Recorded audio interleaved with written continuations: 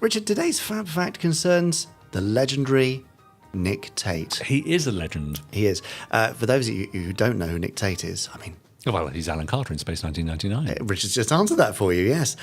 And of course, he was in 42 whole episodes of Space 1999. Excellent, lucky him.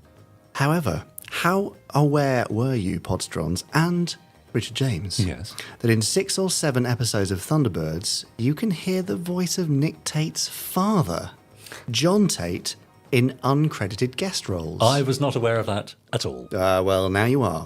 And that's not the end.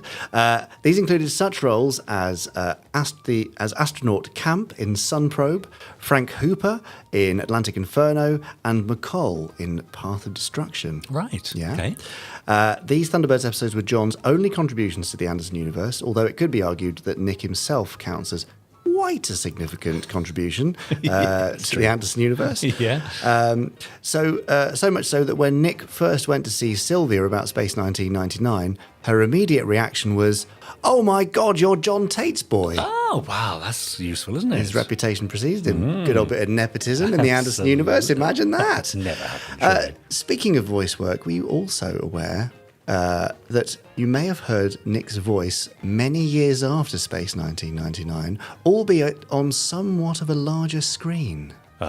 No, go on. Well, beginning in the 1990s, Nick became one of Hollywood's leading movie trailer voiceover guys. Did he? He did. Wow. You know, the deep, gravelly voices who deliver such epic taglines as, "In a world ruled by fear, one man dares to dream," and so on. Anyway, he did lots of those for blockbuster trailers. Nick's first movie trailer voiceover was for a film called 1492 Conquest of Paradise. Oh, well, that's a thing, a Christopher Columbus movie. It about is. Christopher Columbus. Correct. Not directed by Christopher Columbus. But the one that he actually credits with putting him on the map when it came to voiceovers was the trailer for Jurassic Park. It's where he manages to inject lines like, "An adventure 65 million years in the making." Yes. With the suitable level of gravitas and wonder, which I can't quite achieve, sadly. yeah. Around this time, there was a core group of 4 or 5 voice artists, of which Nick was one, who all specialised in doing big, deep movie trailer voices. But once you learn to recognise Nick's trailer voice, it can become quite fun listening out for him elsewhere. Great. From here, Nick was soon a regular demand for trailer voiceovers, such as the big 1990s hits like Apollo 13, GoldenEye, Congo, Stargate, Free Willy, Tomorrow Never Dies, Independence Day, and many, many more. Amazing. Even into the 2000s, of course, the SpongeBob SquarePants movie. That's the one he's probably best known for now. So, Podstrons, we'd like to know, what's the most obscure or unlikely movie trailer that you've ever heard Nick's voice on? Gosh. Email us podcast@gerryanderson.com. Wow.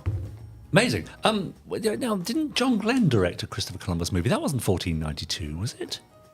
Oh, I don't know there. Come on. You're really testing me. I think there were 2 at around about the same time, because I think it was something of an anniversary.